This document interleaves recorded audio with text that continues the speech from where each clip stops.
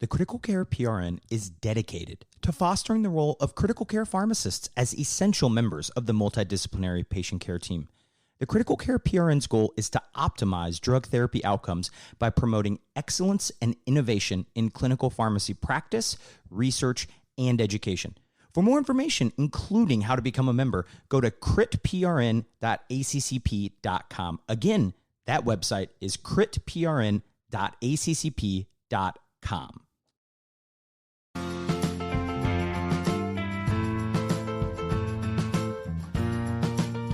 Welcome to PharmacyToDose, the Critical Care Podcast, a partner of the ACCP Critical Care PRN and a member of the Pharmacy Podcast Network. And I'm your host, Nick Peters. Wherever you are and however you are listening, thank you.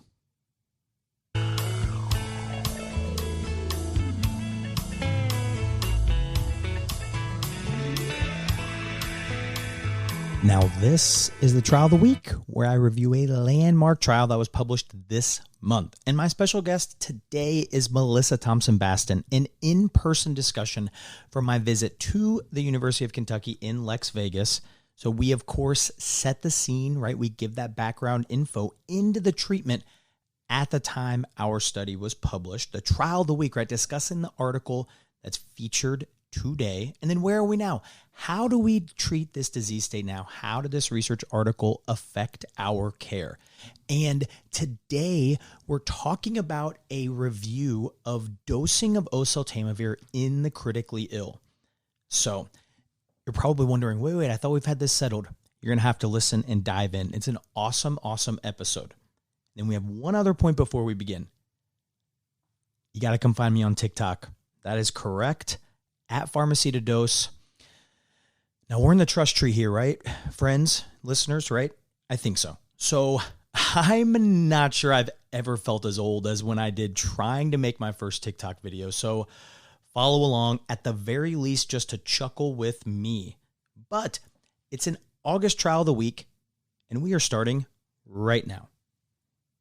Mom deserves the best, and there's no better place to shop for Mother's Day than Whole Foods Market. They're your destination for unbeatable savings, from premium gifts to show-stopping flowers and irresistible desserts. Start by saving 33% with Prime on all body care and candles. Then get a 15-stem bunch of tulips for just $9.99 each with Prime. Round out Mom's menu with festive rosé, irresistible berry chantilly cake, and more special treats. Come celebrate Mother's Day at Whole Foods Market.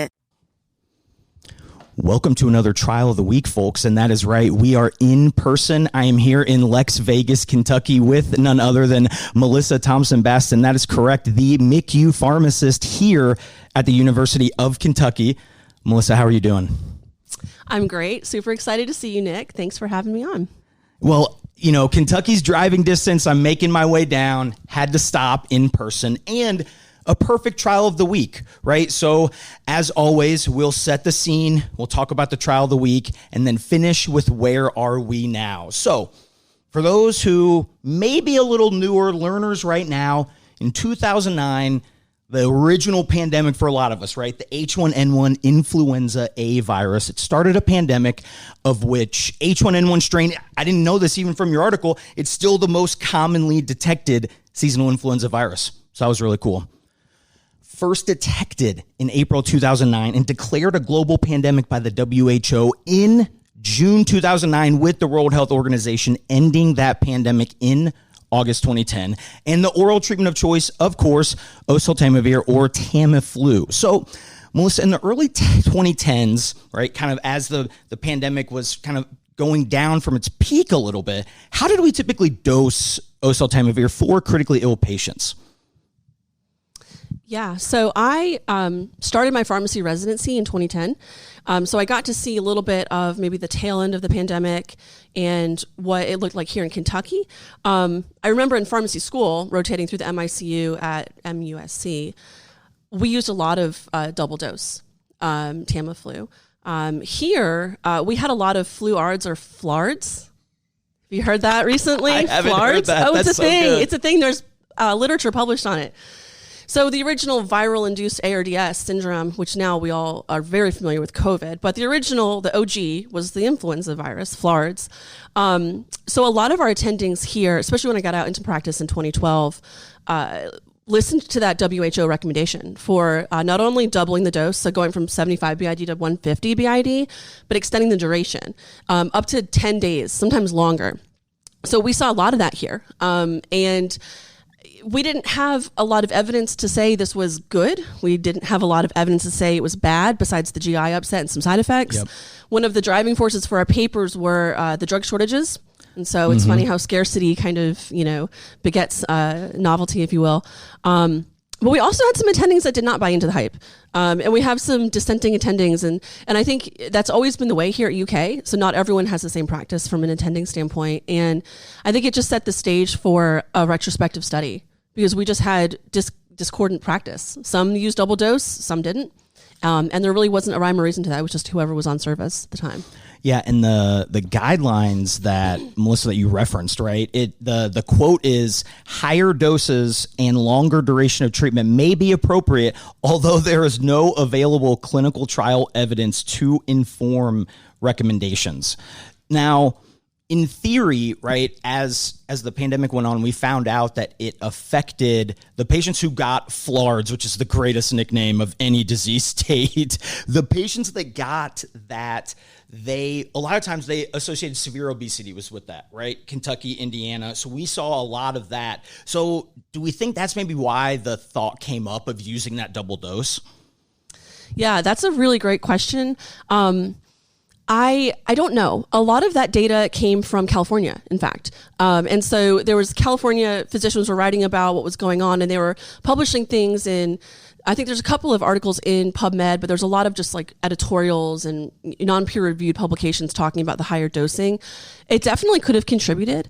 But talking about obesity and adjusting medications for obesity, we get to talk about my favorite topic today, which is pharmacokinetics. Which I'm a huge nerd for, because it's totally our bread and butter as a ICU pharmacist and just pharmacists. And so given like the pharmacokinetic profile of oseltamivir and its active metabolite, it has a low volume of distribution. It's hydrophilic, small molecular weight. Like, we would not necessarily expect obesity to impact that drug, given the increase in adipose tissue. So, to me, if I were making those decisions, I would not necessarily increase that drug for obesity. However, in critically ill patients who are volume overloaded, you can have an increase in plasma volume. And then we will talk maybe a little bit about pregnancy and how that kind of interplayed here. And I know we've all seen that in COVID as well, but understanding the pharmacokinetic alterations in your critically ill patient is really important to understanding a rationale for dose increase. And I think there's a lot of medications that we should be empirically dose increasing for obesity and volume overload. Possibly Tamiflu, not so much for obesity, though. Well, I think sometimes, too, it's not very satisfying at the bedside, right? The 75 milligrams in a really small volume, right? And so, and sometimes if they have, that's literally plus or minus steroids, right? That's all we can do. And so sometimes you're just like, what else can we do? More has got to be better, right? We're in critical care, more is better. And yeah, you said it, the shortages is what led to this, right? Because eventually we had to start rationing, and it became, hey, do we have enough doses for 2 people versus the critically ill dose of the double one. So, and I'll just add, you had this question kind of posed for today, and I went back and looked, and there was a pharmacokinetic study in 2016 that looked at PK profiles in obese and non-obese patients, and it did not the oseltamivir carboxylate, the active metabolite, is not significantly changed. Plasma concentrations are not changed in obesity. It was like a 10% difference. So we actually now have true comparison data to support not increasing the dose in obesity. So we know now that our theory, well, let me rephrase this. Your opposition to the theory ended up being correct in the end, because you're describing it sounds like more an aminoglycoside, right? That kind of like hydrophilic drug. Mm-hmm. And that brings us here to our trial of the week, and that is a literature search published in August 2014 in the Annals of Pharmacotherapy with Melissa Thompson Bastin as our senior author. So this article utilized a Medline manual literature search to evaluate the efficacy of standard versus higher dose of oseltamivir in critically ill severe influenza. So before we even get into the article itself, researcher, right? And this is a manual Medline literature search. I like that was emphasized in the description of it. So for those who haven't done that, how tedious of a process is this? Yeah, so I think the difference being this was not a systematic review. It was more of a narrative review. And I was trying to look back, Annals of Pharmacotherapy at one point had a column in their journal called Pharmacotherapy Drug Information Rounds. And I had published in that column before, and I believe we tried to fit this paper into that. So a limited scope narrative review is probably the best way to describe the paper, being that we did not use a medical librarian, and so manually we did it ourselves. In retrospect, I don't remember it taking that long. There really wasn't a whole lot of data to review. That's the thing. Yeah, our search strategy says that we reviewed citations of citations, and that's what you have to do when you get in there. So it takes a little bit of time. Yeah, that's the true definition of like going down rabbit holes, right? Where you're doing a reference of a reference, suddenly something's in a foreign language. All right, so the interesting thing that stood out initially to me when reading this was that the largest study that's reviewed at the time, and probably still from the descriptors in the study, it's not even a published research study. It's a word of mouth. Maybe it's been a poster somewhere or something. So how do you go about finding out information of the biggest trial in the critically ill that was never published? And it's not like this was done like at MUSC, University of Kentucky, whatever, where you trained. It's not like you had that kind of in. Yeah, absolutely. So that was probably part of a Google search, I would imagine. We knew the WHO guidelines were published on the website, and so we just went there as well for what recommendations are supporting this and what are they talking about, and just trying to use all of our resources. So ultimately, right, related to the study's primary objective, what did you all find? Because you were looking to see, right, the efficacy and I believe safety, correct, of that higher dose dosing regimen compared to the standard dose. What did you find at the time? Yeah, so what we ended up finding, we had two kind of search strategies. And we categorized the paper into kind of two compartments. One looking at, are there any clinical data benefits, any clinical outcome benefits for this? And then secondly, a lot of the studies were smaller scope pharmacokinetic study evaluations. And so we kind of parsed that out a little bit to look into some of those niche patient populations, CRT, ECMO. And so, not to give it away, but there was no data. So no compelling data on the clinical outcomes. That one study you're talking about, that was a Canadian abstract. That was a prospective double-blinded RCT using triple dose. So 225 BID compared to 75. They had to stop enrollment early because of, I think, attrition or just enrollment rates were low. They enrolled 18 patients who were ultimately PCR positive. So not even all their patients were PCR positive, not leading the witness here, but there's just a few holes in the story, if you will. And their primary outcome was looking at clearance, viral clearance, which we know is difficult to characterize for viruses. We use a PCR technology. PCR picks up dead and alive virus. And so there's not a lot of what was the location of that sample? Is a lower respiratory tract or upper? And, what was the cycle time, or how long did it take, or how many replications did it take to turn positive? There's a few things we can look at, but ultimately that's a pretty poor surrogate outcome, I would say, for an ICU study, looking at a respiratory virus. They did find the higher doses had more clearance at day 5, 78 versus 11%. So a decent number. We're looking at 18 total patients, though. Among those patients, the clinical outcomes were identical.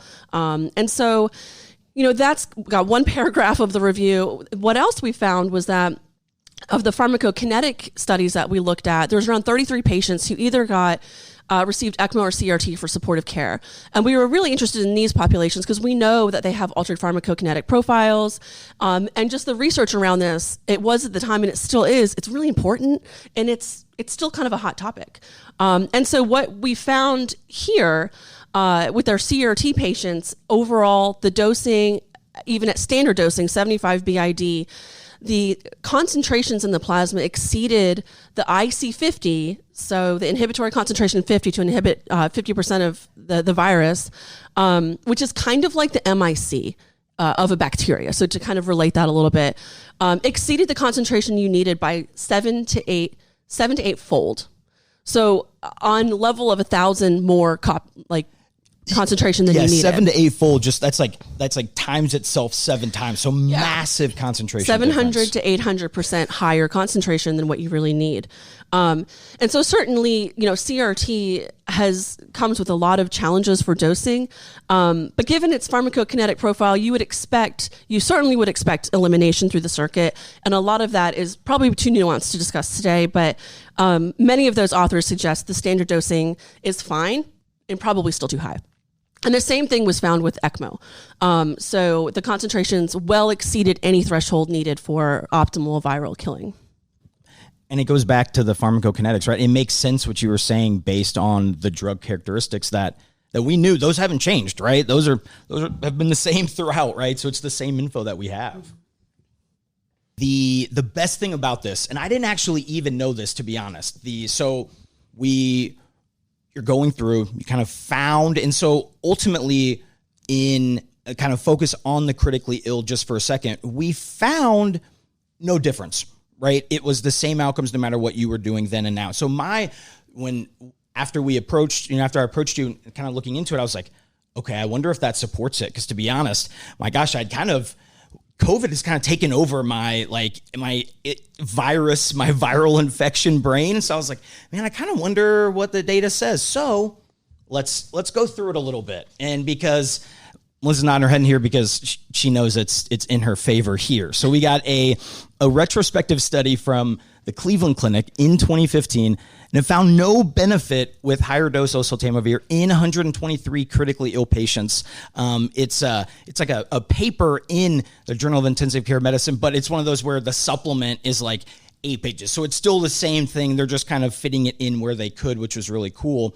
But then you weren't even done publishing in this space. You wrote the review, and then it's like, okay, well, we need to figure out what's happening with our patients here, right? I'm assuming that's probably the next step here. So give us the details about your is it 2017?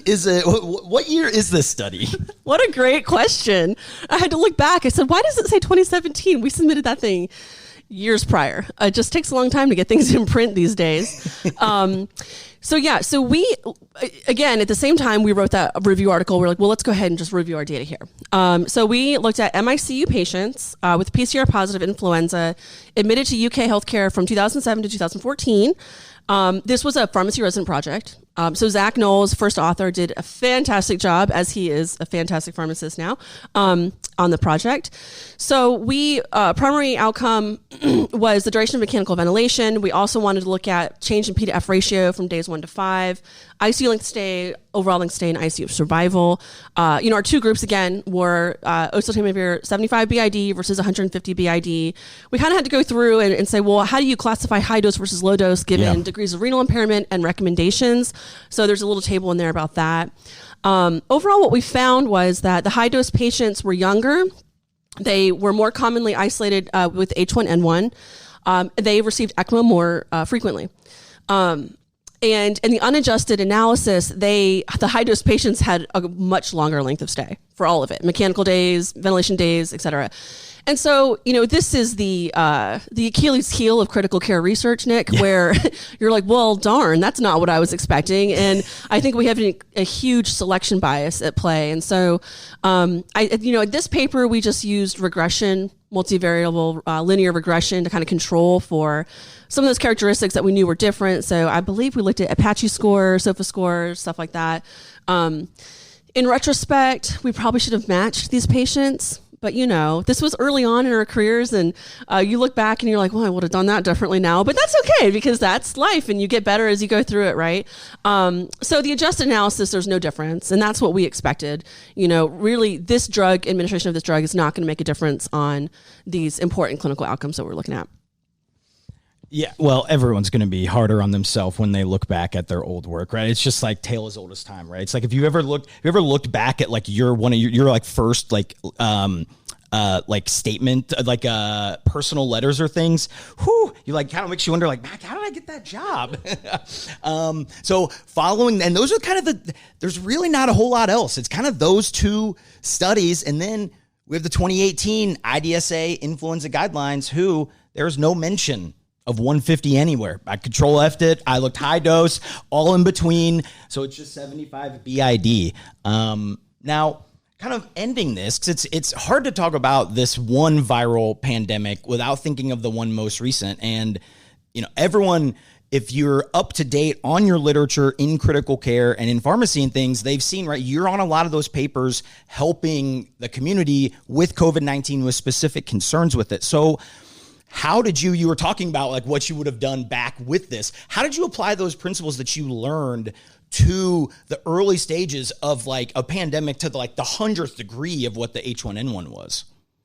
Yeah, I mean, it's such an easy comparison to make because we had that prior experience on a very micro scale. It's funny because the only prospective RCT looking at antiviral dosing in flu stopped early because the pandemic ended. Like, gosh, if that could have just happened with COVID, right? We would all be happier for that. But I think the way nationally, well, I have like kind of two parts to this, but the response to COVID from the medical community, supported by governments, the recovery study platform over in the UK, I mean, that is like public health at its best. Oh, yeah. We didn't have that in 2009. And so we just have people trying to scrape together things and do the best thing that they can. We didn't have that necessarily coordinated effort on that level. But generally, specific to your question, what did we learn from FLARDS? I think for me, with the early stages of remdesivir, we weren't really sure. So there's kind of two things, like the supportive care component and the antiviral component. Earlier administration of the antiviral is preferred. That's supported kind of everywhere. You want to capture the peak effect of that during the viral replication stage of the illness, which always precedes the critical illness, and it overlaps. There's a lot of those really fancy graphs out there on the internet looking at the inflammatory phase and the post-inflammatory phase and whatnot, what have you. But earlier administration is better. And some Tamiflu literature back in the day actually suggested that as well. If you're looking at viral replication, we started looking at cycle time. I'm not sure if your center kind of reported cycle time out, but it was our way here of looking at, well, how fast is this turning positive, basically? It's almost like the time to positivity on a blood culture where there's more virus in the sample, the cycle time is lower. So it's like the viral load, if you will, or bacterial load. If it's higher, you identify it quicker. And so that was our extrapolation of looking at, are we still replicating? Or has that leveled off and kind of decreased? Based on cycle time, we extended remdesivir treatment a lot at UK in the early days of the pandemic when it came out, of course, and before we had more of that confirmatory data of duration. I think one thing that you could take away from all the Tamiflu data is a loading dose is probably a great idea. So I think actually rereading our paper, we suggested that. I don't know that we necessarily load. Remdesivir has a very different pharmacokinetic profile. It's highly protein bound and not as hydrophilic, but I think that is a reasonable recommendation. Extending the course again beyond 5 days is something that we did in 2010 and 12, and we also did in the last few years. And then general recommendations for organ dysfunction. I don't know. I have a problem with all these new antibiotics, the antivirals hitting the market that have not been studied in critically ill patients at all. Yeah. Drug manufacturers really need to get it together, because what you do is you study and you approve everything in healthy patients, and it means nothing in the ICU. And then you're left researchers just kind of scraping at grant money to kind of come up with something to understand better, how does this medication work in my critically ill patient? And so I'm going to plug that, all of these early phase antibiotics, antivirals, antimicrobials really need to have some kind of PK assessment in critically ill patients. But I think one of the biggest things that did not translate was corticosteroids. And so I'm not sure if the readers are up on this, but there's a lot of data to suggest co-administration of corticosteroids in an influenza patient harms outcomes, like big data. And I mean, that's old data from 2009. And I think it was a really big step in the medical community to start using steroids for COVID. Like when we first had COVID, I was like, I did not let any of my physicians use steroids. I was like, this harms influenza patients. And if this virus is anything similar, we're going to wait. And thankfully the recovery platform churned that data out like crazy. In an insane fashion. And I mean, thank God too, because steroids are probably the only thing that saves lives in COVID, besides good supportive care.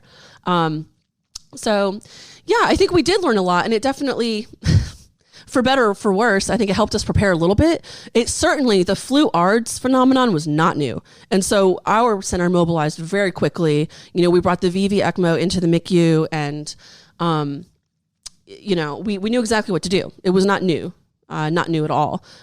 It was just kind of keeping up with that fire hose of literature was the big challenge. And now what do we even call it? I don't think it can even be a fire hose. What is it, like the Pacific Ocean? I mean, I can't imagine what the curve looks like of articles that say COVID-19 just in the 3 years. Well, Melissa, thank you so much for joining us. Trial of the week. Where can the listeners find you on Twitter? Reach out if they have questions about this or anything else that you've done. Yeah. Is it even called Twitter anymore? Man, that's a great question. It's the second time I've been asked that. Let's not so go I guess there. Should we say X? We're all a little begrudged about it, I think. So I think so at MT Bastin, and feel free to message me. And if you have questions or want to connect for research opportunities or otherwise, Thanks again, Melissa. Thanks, Nick. Huge thanks again to Melissa Thompson Bastin. Let her know what you think as well. She's on Twitter at MT Bastin.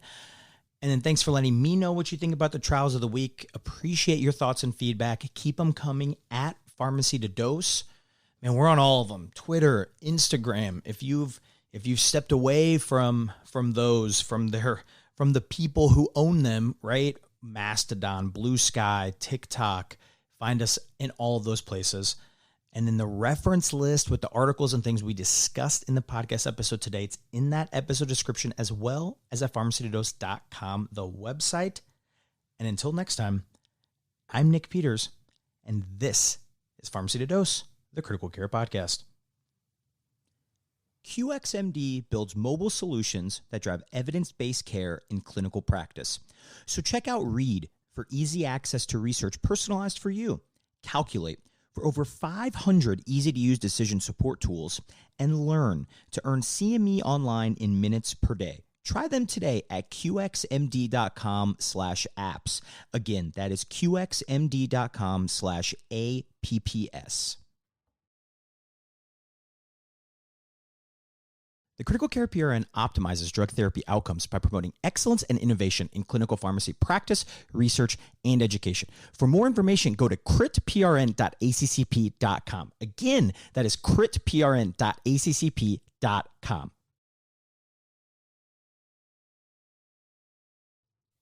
The podcast provides general information only and does not offer individualized medical or professional healthcare services, including pharmaceutical advice. The contents and materials in the podcast are not intended to be a substitute for inpatient pharmaceutical advice, diagnosis, or treatment. Use of the contents and materials on the podcast does not constitute a pharmacist-patient relationship. As a result, the information in and materials linked to this podcast are applied at the user or patient's own risk. Users and patients should consult their physician or personal healthcare professional. Users and patients should not ignore or delay seeking care because of something they heard on this podcast. In case of an emergency, the user or patient should contact their physician, call 911, or go to the nearest medical emergency facility. The views and statements expressed on this podcast are those of the host and guests and should not be interpreted to reflect the official position or policy of ACCP or the Critical Care PRN.